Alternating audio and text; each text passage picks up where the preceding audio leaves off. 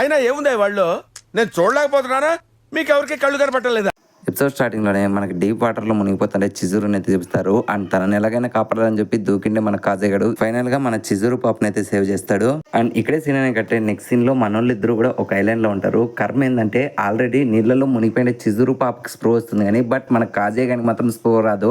ఇక్కడ ఎవడు నీళ్ళలో పడ్డాడు ఎవడు కాపాడాడో ఈ సీన్ చూసి నుంచి నాకు ఒక్క ముక్క కూడా అర్థం కాలేదు. ఇంకక్కడికి మన చిజురు పాప కాజే గాని ఎంతగా లేపడానికి ట్రై చేసినా సరే మనోడు మాత్రం అస్సలు లేవడు. ఇంకా పోయాడా అనుకుంటుంది. ఇంక వెంటనే తనకి ఎలాగైనా సరే సిపిఆర్ చేయాలని చెప్పి తన చెస్ట్ మీద 30 times పుష్ చేస్తున్నా సరే మనలో చలనం ఉండదు.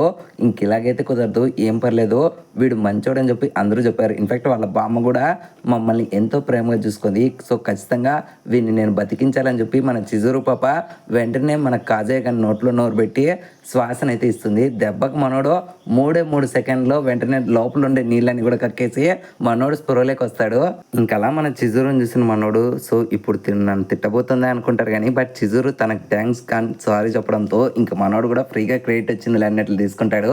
అండ్ ఈ గ్యాప్ లోనే అక్కడ కోస్ట్ గార్డ్స్ వచ్చి వీళ్ళని ఎంత తిట్టాలో అంత తిట్టి వీళ్ళని అయితే రూమ్స్ పంపిస్తుంది. ఇంకెప్పుడైతే మనోళ్ళు వెళ్తారో మనోళ్ళు చేస్తుంటే నిర్వాహకం అందరికీ తెలిసి అందరూ కూడా మనోళ్ళని నన్నగదిడతారు. ఇంకా మన కాజయ్య గడు మీటప్ క్యాన్సిల్ చేసినాడు అన్నట్లు మామిచన్ కూడా మనోడి మీద కోపంగా ఉంటుంది. ఇంకా మనోడు వచ్చి దీనమ్మ నా జీవితం ఏంది ఇలా అయింది అనుకుంటాడు. బట్ అప్పుడే మన కాజయ్య గడు చిజురు పాప ఇంటికి వెళ్ళడం చూసి చిజురు థ్యాంక్ యూ సో మచ్ అనడంతో ఇంకప్పుడే మన చిజురు కూడా ఏం పర్లేదు, ఇన్ఫాక్ట్ నువ్వు నాకెందుకు థ్యాంక్ చెప్తున్నావు ఎందుకంటే నేను నీ గర్ల్ ఫ్రెండ్ అని కదా అంటుంది. ఇంకా ఆ మాటలను మనోడు దీనికమ్మ ఇది మళ్ళీ గర్ల్ ఫ్రెండ్ మోడుకు పోయింది అనుకుంటాడు.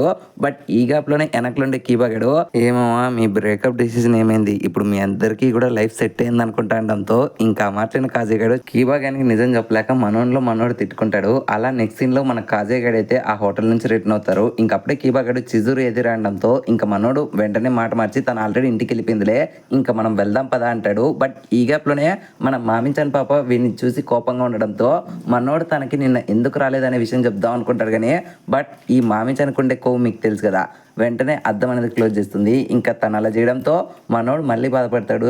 దీనేమో మళ్ళీ నా జీవితంలో ఒక్క గర్ల్ ఫ్రెండ్ కూడా లేకపోకుండా అయిపోయింది కదరా, మళ్ళీ సింగిల్ అయిపోయాను అనుకుంటాడు. ఇంకలా మనోళ్ళంతా కూడా వాళ్ళ ఇండ్లకైతే రిటర్న్ వచ్చేస్తారు. ఇంకా కాజే గారిని వాడిని ఇంటి దగ్గర దింపేసి ఓకే మామ మళ్ళీ కలుద్దాం కాలేజ్లో కలుద్దాం అని చెప్పి అందరూ అక్కడ నుంచి వెళ్ళిపోతారు.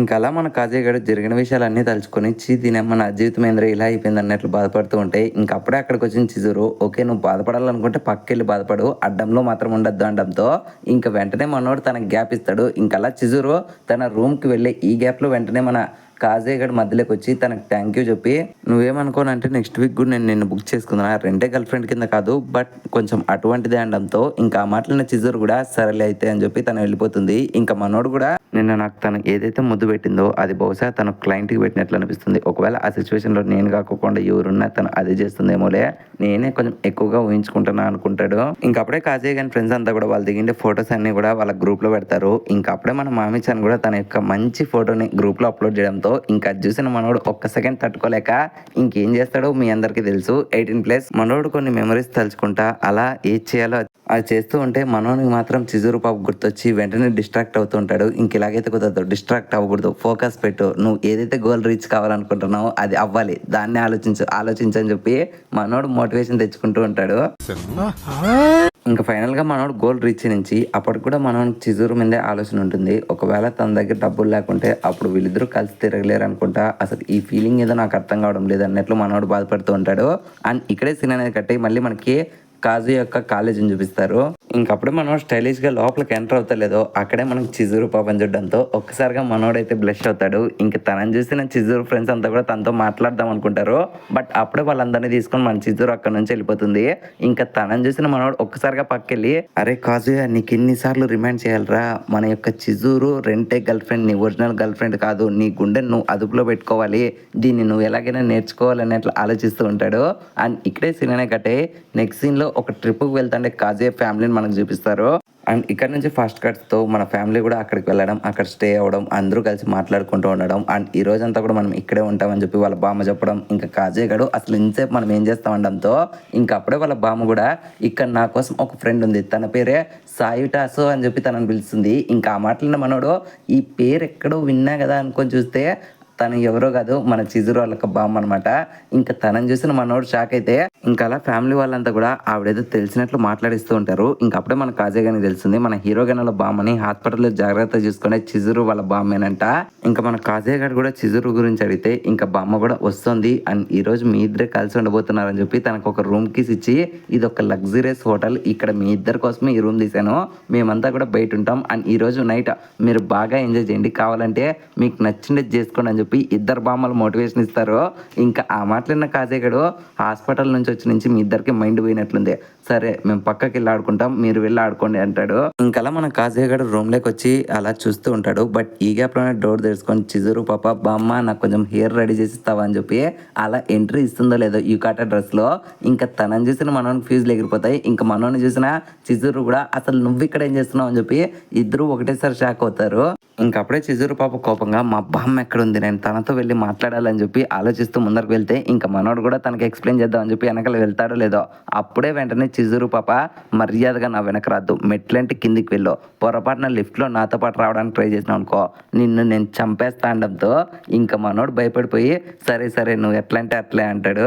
ఇంకలా మనోళ్ళు ఇద్దరు వెళ్ళి వాళ్ళ బామ్మల్ని కన్విన్స్ చేసి ఎలాగైనా సరే వాళ్ళ రూముల్లోకి తీసుకొని వెళ్దాం అనుకుంటారు. కానీ బట్ ఇద్దరు కూడా మేము ఆల్రెడీ ఇక్కడ యుకాటా డ్రెస్సెస్ చేంజ్ చేసుకున్నాం అండ్ మీరు కూడా ఆల్రెడీ డేటింగ్లో ఉన్నారు కదా కలిసి ఉండిపోండి అనడంతో ఇంకా మాట్లాడిన చిజురు ఎంతో పొలైట్గా అయినా సరే ఎంత డేటింగ్లో ఉన్నాయి ఇలా ఒకటే రూమ్లో ఉండడం మాకు కొంచెం ఇబ్బందిగా ఉంటుంది, ఒకవేళ జరగకూడదు జరిగిపోతే ఏమవుతుంది అనడంతో ఇంకా ఆ మాటలైన కాజేగాడి షాక్ అయితే ఇంకా అప్పుడు వాళ్ళ బామ్మ కూడా ఏం పర్లేదు కానివ్వండి అమ్మా కానివ్వండి అని చెప్పి మోటివేషన్ ఇస్తారు.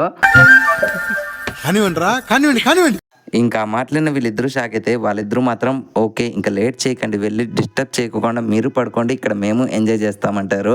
అండ్ నెక్స్ట్ సీన్లో మన కాజేగాడు ఇంకా చిజురు ఎలా మాట్లాడుకోవాలన్నట్లు ఆలోచిస్తూ ఉంటే ఇంకా అప్పుడే మన కాజేగాడు ఒక్కసారిగా యుకాటా డ్రెస్లో ఉండే చిజురుని చూసి మనోడు కొంచెం టెంప్ట్ అవుతూ ఉంటాడు. కానీ బట్ అప్పుడే చిజురు ఏం పర్లేదు ఒకవేళ ఇప్పుడు మనం ఇద్దరం ఒకటే రూమ్లో ఉన్నా సరే ఏం కాదు, ఎందుకంటే సగం బిల్ లెక్క మా బామ్మ కడుతుంది కాబట్టి నాకు కూడా ఇక్కడ ఉండడానికి హక్కు ఉంది, ఓకే నేను ఇప్పుడు స్నానానికి వెళ్తున్నాను అండ్ నువ్వు ఇప్పుడు వెళ్ళి మా బామ్మలకి అండ్ మీ బామ్మలకి మన ఇద్దరం బ్రేకప్ చేసుకున్నామని చెప్పొద్దు, ఎందుకంటే వాళ్ళు బాధపడతారు, ఈ ట్రిప్ తర్వాత చెప్దామని చెప్పి తనైతే స్నానానికి వెళ్ళిపోతుంది.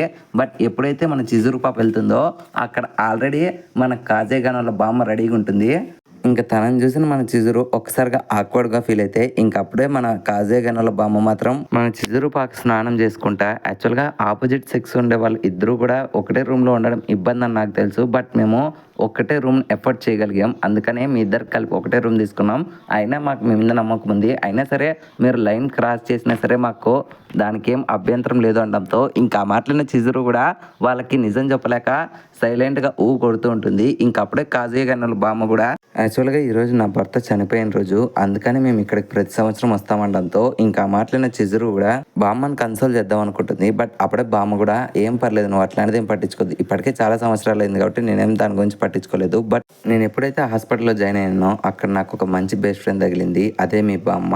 అండ్ ఇన్నాళ్ళ తర్వాత మళ్ళీ మీ బామ్మ మనవరాలుగా నువ్వు నా మనవడి గర్ల్ ఫ్రెండ్గా రావడం నాకు ఎంతో సంతోషంగా ఉంది, ఇన్ఫ్యాక్ట్ నేను ఎంతలా సంతోషపడుతున్నానో మాటల్లో చెప్పలేను, this is the special days for me అంటుంది. ఇంకా మాట్లాడిన చిజురు ఒకసారిగా బాధపడుకుంటా ఒకవేళ బామ్మగారు నేను అబద్ధం చెప్పినట్లు ఇంకా మేమిద్దరు కూడా నిన్ను మోసం చేస్తున్నట్లు అనిపిస్తే మీరు ఏమంటారు అనడంతో ఇంకా మాట్లాడిన మన బామ్మ కూడా ఏం పర్లేదు మీరు ఎలా చెప్పినా కూడా నాకు ఎందుకంటే ప్రతి మనిషి జీవితకాలంలో నిజాలు చెప్తూ ఉండలేడు, ఏదో ఒక సమయంలో అబద్ధం అయితే చెప్తాడు, ఇన్ఫ్యాక్ట్ నువ్వు నమ్ముతావు నమ్మవో ఇప్పుడు నువ్వు ఒక ఏలియన్ అయినా సరే ఖచ్చితంగా నువ్వు అంటే నాకు ఎంతో ఇష్టం అంటుంది.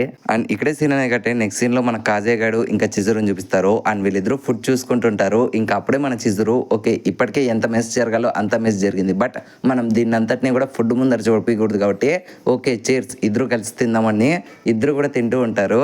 ఇంకా అలా వాళ్ళిద్దరూ తినేసి నుంచి మన కాజయ్య గారి చిజురుని చూస్తూ ఓకే నేను ఇప్పటికే తనని ఎంత బాధ పెట్టాలో అంత బాధ పెట్టాను అండ్ ఎంతగా ఇబ్బంది పెట్టాలో అంతగా ఇబ్బంది పెట్టాను అండ్ నేను ఇప్పటి నుంచి కొంచెం తనకు దూరంగా ఉండాలన్నట్లు తన బెడ్ తీసుకొని ఓకే చిజురు నేను వెళ్ళి బాత్రూంలో పడుకుంటా అనడంతో ఇంకా ఆ మాటలైన చిజురు కూడా ఏం పర్లేదు కాజయ్య నువ్వు ఇక్కడే పడుకోవచ్చు, ఇన్ఫ్యాక్ట్ నాకు నీ మీద నమ్మకం ఉందిలే నేను అనుకున్నంత చెడ్డవాడు అయితే నువ్వు కాదు అనడంతో ఇంకా మాట్లాడిన మన కాజయ్య గారు కూడా ఒక్కసారిగా చిజురు థ్యాంక్ యూ అన్నట్లు తన మనసులో అనుకుంటాడు. అండ్ ఈ సీన్తోనే ఎపిసోడ్ అనేది ఎండ్ అయిపోయింది ఫ్రెండ్స్. లాస్ట్ ఎపిసోడ్ ఎండ్ అయిన దగ్గర ఈ ఎపిసోడ్ స్టార్ట్ అవుతుంది అనమాట. అప్పుడే మన కాజయ్ గడు ఆలోచిస్తూ ఉంటాడు, అసలు ఎందుకని చిజురు పాప నన్ను ఇక్కడే పడుకోమంటుంది, కొంప తీసే తనకి ఏమైనా నా మీద ఫీలింగ్స్ వచ్చాయా అని చెప్పి అనుకుంటూనే, లేదంటే కొంప తీసి మా బామ్మతో మాట్లాడి నుంచి తన మూడ్ ఏమన్నా చేంజ్ చేసుకుందా అని చెప్పి మనోడు అడుగుదామని చెప్పి దగ్గరికి వెళ్తూ ఉంటాడు. బట్ మనోడి కళ్ళల్లో కకృతి మీకు తెలిసిందే కదా, ఎక్స్ప్రెషన్స్ ఒక రేంజ్లో పెట్టడంతో ఇంకా దాన్ని గమనించిన చిజురు పాప వెంటనే మన హీరో గాని దొక్కలో అంటుంది, దెబ్బకి ఎగిరిపోయి పడి వస్తే పిచ్చిదానయ్యా అలా తన్నే ఉండడంతో ఇంకా అప్పుడే చిజురు కూడా అది నేను అడగాల్సిండేది, నీకేమైంది లోపల పడుకోమంటే నువ్వు ఎక్కువగా ఊహించుకున్నట్లున్నావు, మర్యాదగా నేను చెప్పేది మాత్రం జాగ్రత్తగా ఇక్కడ నుంచి ఒక్క అడుగు నువ్వు పక్కనకి వేసినా సరే నేను నిన్ను మళ్ళీ టోక్యో యొక్క డిస్ట్రిక్ట్ కోర్టులోనే చూస్తాను, నీకు ఖచ్చితంగా శిక్ష విధిస్తానడంతో ఇంకా మన కాజయ్ గడు భయపడుకుంటా కోర్టు వరకే అలక్క ఇలాగే ఇంకో 2 తన్నులు దంతే నేను సచ్చూరుకుంటా అనడంతో ఇంకా మన చిజురు కూడా లేకపోతే నీ అట్లాంటి నా కొడుకులు నా సర్వీస్లు ఎంతమందిని చూసింటా, నేను సెల్ఫ్ డిఫెన్స్లో నాకు బ్లాక్ బెల్ట్ అని ఉంది, నన్ను నేను ఎలా కాపాడుకోవాలో నాకు తెలుసు అనడంతో ఇంకా మాట్లాడిన మన కాజయ్ గడు వణికిపోతూ ఉంటాడు.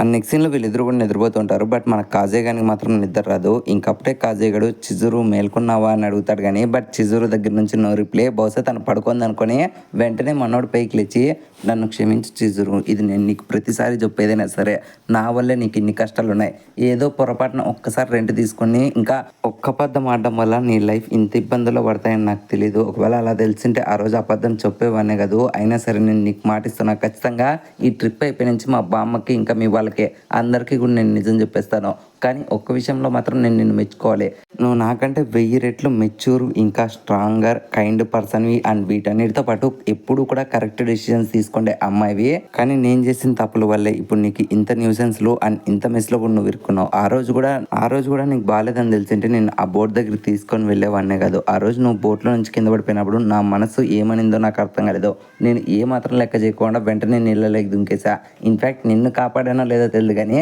నువ్వు మాత్రం నన్ను కాపాడావు, నాకు అది మాత్రం బాగా గుర్తుంది, కానీ నువ్వేమనుకోనంటే ప్లీజ్ నేనైతే నేను కంటిన్యూగా ఇలా రెంటింగ్ చేసుకోవచ్చా, ఎందుకంటే నీ వల్లే నా లైఫ్లో కొన్ని మెమరబుల్ డేస్ అనేవి వస్తున్నాయి, ఒకవేళ నువ్వు కానీ నాతో రెంట్కి రాకుంటే ఇంకా నా లైఫ్లో అట్లాంటి డేస్ ఉండవు అనడంతో ఇంకా అప్పుడే మన చిజురు పాప కూడా సరే నీ ఇష్టం అంటుంది, దెబ్బకు మనోని ఫ్యూజ్లు ఎగిరిపోతాయి, నువ్వు ఎప్పటి నుంచి మేల్కొన్నావు అనడంతో ఇంకా చిజురు కూడా ఫస్ట్ నుంచి అంటుంది, ఇంకా మనోడు కూడా అదే షాక్లో ఉంటాడు. ఇంకా అప్పుడే చిజురు కూడా యాక్చువల్గా ఈ రెంటల్ కాన్సెప్ట్స్ అనేటివి ఎవరికైతే గర్ల్ ఫ్రెండ్ లేరో వాళ్ళకైతే హెల్ప్ చేసే విధంగా, లైక్ వాళ్ళకి ఒక మోటివేషన్ కానీ లేకపోతే వాళ్ళకంటూ తోడుగా ఒక అమ్మాయి సపోర్ట్ ఇవ్వడానికి ఉందన్నట్లు ఇట్లాంటి సిచ్యువేషన్స్ ని ఊహించుకొని ఈ రెంటే గర్ల్ ఫ్రెండ్ కాన్సెప్ట్ పెట్టారు కానీ లేకపోతే ఏదో ఇల్లీగల్ ఇంటిమేషన్తో అయితే వీళ్ళు ఎప్పుడు కూడా దాన్ని పెట్టలేదు, అందుకనే మేము క్లయింట్స్ కోసం ఏదైనా చేస్తామంటుంది. అండ్ ఖచ్చితంగా నీకు ఒక్క విషయం మాత్రం క్లారిటీ చెప్పగలను, ప్రజెంట్ అయితే నువ్వు బామ్మలకైతే ఈ నిజం చెప్పొద్దు అండ్ ఎప్పుడు చెప్తావో నీ ఇష్టం, కానీ ఈ అబద్ధాన్ని అయితే మనం ఎక్కువ నాళ్ళు దాచలేము. అండ్ ఇంకొక మేజర్ విషయం,